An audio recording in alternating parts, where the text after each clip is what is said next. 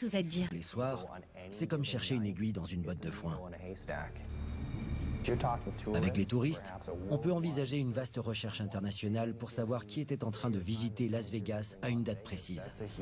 C'est une tâche énorme. Afin de mieux comprendre la chronologie du meurtre, les enquêteurs estiment le temps qu'il a fallu à Shona pour rejoindre son domicile. On avait Shona Tieffé quittant le casino à 3h01. On l'avait sur une autre vidéo, la montrant en train de marcher vers sa voiture. Et on a estimé qu'il lui avait fallu 7 minutes pour l'atteindre. Elle avait donc quitté le parking aux alentours de 3h08. Elle avait 20 minutes de route. Elle a donc dû arriver chez elle à 3h30 du matin. On était à la recherche du moindre indice à ce moment-là. J'ai envoyé plusieurs agents faire une enquête de voisinage. La maison de Shona était mitoyenne d'un côté. Sa voisine a dit avoir entendu comme une chute vers 3h30 et son chien aurait aboyé en direction du mur. Elle a pensé que c'était simplement Shona qui rentrait du travail et cela coïncidait avec l'heure d'arrivée que nous avions estimée. Le meurtre a donc forcément eu lieu après 3h30 et avant 9h13. Un autre voisin nous a dit que ce matin-là, en partant un peu avant 7 heures, il avait remarqué que la porte du garage était ouverte. Quand George et sa fille sont arrivés à 9h13, la porte était toujours ouverte. On a alors supposé que le meurtrier devait être sorti par là entre 3h30 et 7h du matin au plus tard. Après la première journée d'enquête, la police a réussi à établir une chronologie des faits, mais n'a toujours pas de suspect.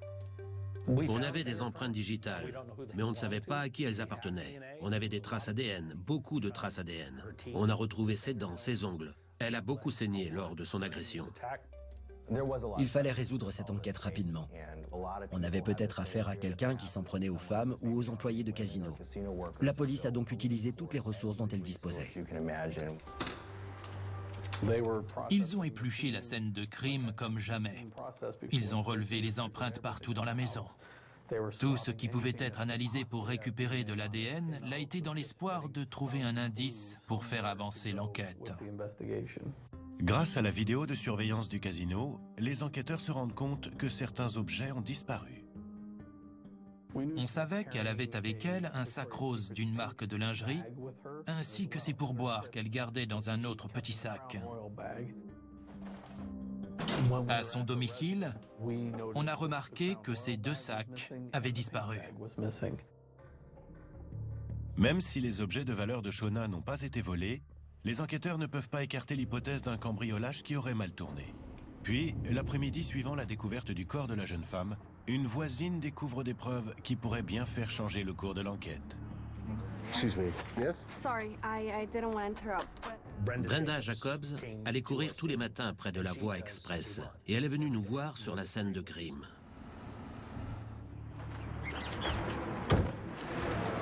So it's in this area? Yes, this is where I run. Elle avait découvert la carte d'identité de Shona Tieffé, un téléphone, une trousse à maquillage et d'autres objets. Cela nous a appris que le suspect était parti à pied et non en voiture.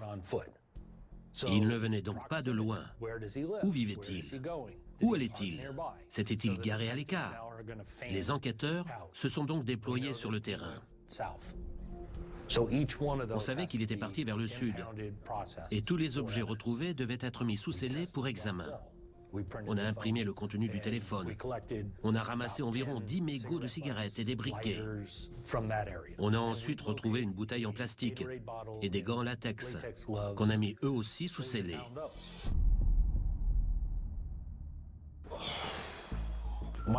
Qu'on a mis eux aussi sous scellé.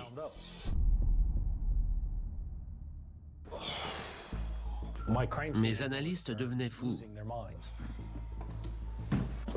Mais dans le cas d'une femme assassinée à son propre domicile, on sait que ça risque de tourner à la panique générale. Les seuls objets qu'on n'a jamais retrouvés sont les 2 sacs et ses pourboires de la soirée. La menace grandissante d'avoir un prédateur sexuel dans la nature presse l'enquêteur Long de produire un suspect. Il révèle donc quelques informations à la presse au cours des premières 24 heures de l'enquête. I was wondering if maybe you could enlighten me on some information that maybe you've reported. On a déclaré avoir retrouvé une jeune femme morte à son domicile, sans mobile apparent et sans preuve d'effraction.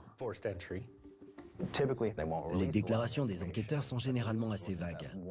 Mais la police cherchait la moindre information, la moindre personne qui pourrait aider à résoudre l'enquête. Le 30 septembre, le lendemain de la découverte du corps de Shona, un inconnu se manifeste avec une révélation incroyable. J'étais au bord de la voie rapide quand un collègue est venu me voir pour me dire que des infos nous étaient parvenues.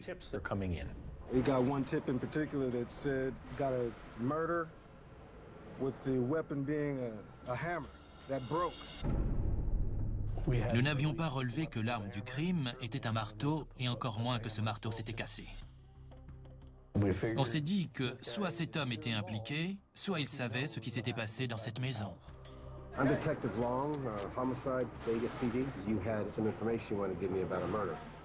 L'homme s'est identifié comme étant William Penix, surnommé Big Will.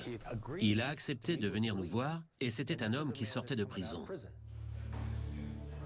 My friend Greyhound called me at work and said he wanted to talk to me. Big Will essayait d'aider d'autres anciens détenus à se réinsérer dans la société. Il connaissait un de ces anciens détenus sous le seul nom de Noël, ou le lévrier. Il n'était pas sûr de son vrai nom, mais il l'appelait le lévrier. C'était un garçon particulier, un peu étrange. Noël lui avait rendu visite la veille. Ils avaient bu quelques bières. He told me he killed a woman. He said, I hit her with a hammer over and over again.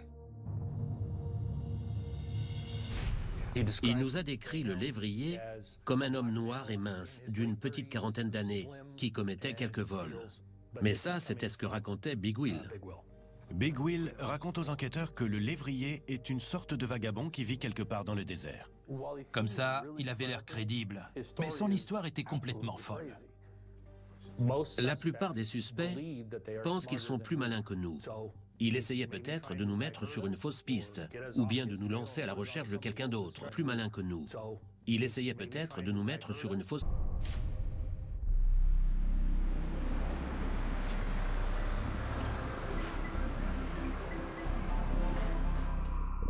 Après une journée d'enquête sur le meurtre de Shona Tieffe,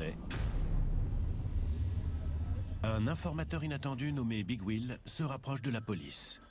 Sa connaissance des faits est surprenante, et il affirme que le meurtrier serait un mystérieux vagabond surnommé le lévrier. Les enquêteurs décident alors d'ouvrir le casier judiciaire de Big Will. Il essayait peut-être de nous mettre sur une fausse piste, ou bien de nous lancer à la recherche de quelqu'un d'autre. On a donc sorti son casier judiciaire. Big Will a fait de la prison pour un braquage à main armée, au cours duquel lui et son complice ont grièvement blessé une femme qui a failli succomber à ses blessures. Trust me. Les enquêteurs ont demandé à Big Will de se soumettre à un polygraphe, et il a accepté. Est-ce qu'il y a un problème quand un homme a de telles informations sur une affaire en cours? Clairement. Pourrait-il être notre suspect? Absolument. Did you serve 10 years for armed robbery and aggravated assault? Yes, sir. J'y suis allé franchement. Je l'ai accusé du meurtre. Did you bludgeon to death Shona Tieffe? No, sir. Big Will réussit son passage au détecteur de mensonges. Les policiers ont envie de le croire. J'ai envie de le croire aussi, mais son histoire est très folle. Le lévrier était un bon copain et je faisais tout ce que je pouvais pour l'aider. Un jour, on buvait des bières et il m'a dit qu'il devait me parler de quelque chose. Wanted to let you know that I hurt a woman pretty bad today.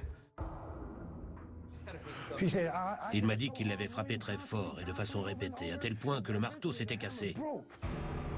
Mais avec le lévrier, on n'était jamais sûr de rien. Il n'était pas très fiable. Le lendemain, quand j'ai vu les infos, je me suis dit que c'était pas possible. Qu'est-ce que je devais faire? Mais c'était évident, je devais le dénoncer. Je l'ai fait parce que dans la vie, il y a le bien et le mal. J'ai fait 10 ans de prison, vous comprenez? J'ai échappé au couloir de la mort. Et j'ai compris la valeur de la vie et le bonheur de vivre un jour de plus. Les enquêteurs lui ont demandé s'il avait le numéro de portable du lévrier. Apparemment, Noël se rendait à la station-service tous les jours. Il y achetait son alcool, il y faisait ses courses. On s'y est donc rendu et on est entré dans la boutique. Big Will est allé aux toilettes et moi, j'ai pris des bouteilles d'eau avant d'aller faire la queue à la caisse. Big Will m'a alors attrapé le bras. Ça ne m'a pas plu.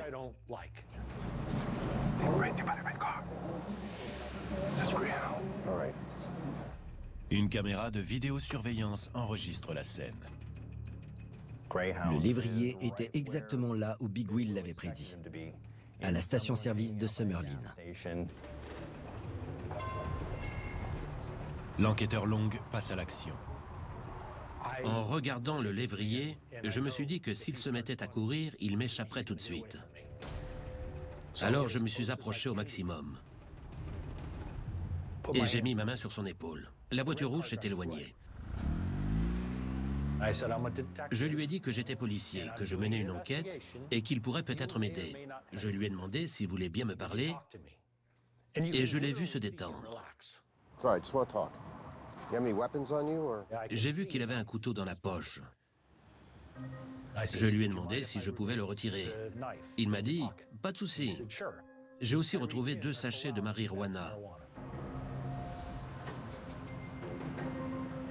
Sa carte d'identité a confirmé qu'il était bien Noel Stevens. L'enquêteur Long dit au lévrier, aussi connu sous le nom de Noel Stevens, qu'il se moque de la marijuana, mais il l'emmène quand même pour l'interroger sur le meurtre. Avant 18 h, le lendemain de la découverte du corps, Noel Stevens a été appréhendé et conduit au poste. Au poste de police, Noel s'installe pour son premier interrogatoire. Pendant ce premier interrogatoire, il n'a opposé aucune résistance. Il m'a donné des informations auxquelles je ne m'attendais pas. Il m'a raconté qu'il était un gangster en Californie et qu'on l'appelait le lévrier parce qu'il pouvait distancier les policiers. Son casier judiciaire était très rempli et à ce moment-là, je me suis dit qu'il était notre homme. Je devais seulement trouver des preuves. Mark DiGiacomo, procureur de district, observe l'interrogatoire. Il était évident que quelque chose n'allait pas chez cet homme. Il avait une attitude inhabituelle. Il riait à des moments inopportuns. Tout chez lui nous mettait mal à l'aise. On a commencé l'interrogatoire et il ne m'a pas demandé sur quoi j'enquêtais. Je lui ai demandé comment il gagnait de l'argent. Il m'a répondu qu'il avait un ami pompier pour qui il faisait quelques travaux. Il a dit qu'il s'appelait George. He's a good guy, good friend of mine. George TFA? Yeah, George TFA, we're good friends, yeah. J'en revenais pas. C'était incroyable qu'il me raconte ça. Il a raconté que George Tieffer était son meilleur ami et que Shona l'adorait aussi. Il allait souvent chez eux. Il apprenait à leur fille à faire du skateboard. Il savait tout sur ces gens. You're like one of the family, huh? I think so. Did you know that Shauna was recently attacked? No, I don't know about that. I don't know. À la fin de l'interrogatoire, je lui ai dit que je devais savoir où il habitait, au cas où on aurait d'autres questions à lui poser. On the desert, I have a tent out there. Là, je me suis dit qu'il fallait que je le mette en prison. Sans adresse fixe, Noel Stevens présente un trop grand risque de fuite. Je lui ai dit que je devais le garder près de moi et que j'allais l'arrêter pour possession de drogue, mais que ce n'était pas grave. Le lévrier est emmené au centre de détention de Clark County où il est incarcéré et où on saisit son téléphone portable. En analysant les données de son téléphone, on a vu qu'il communiquait souvent avec un dénommé Earl, qui travaillait à la station-service où il avait été arrêté. Earl est caissier et il conduit une voiture rouge. Les policiers sont maintenant persuadés que c'est à lui que le lévrier parlait lorsque l'enquêteur Long l'a arrêté. Les données du téléphone révèlent également que Earl a été la première personne que le lévrier a appelée le matin de la mort de Shona à 7h40. Cet appel a borné sur l'antenne de télécommunication la plus proche de la station-service, ce qui place le lévrier à proximité.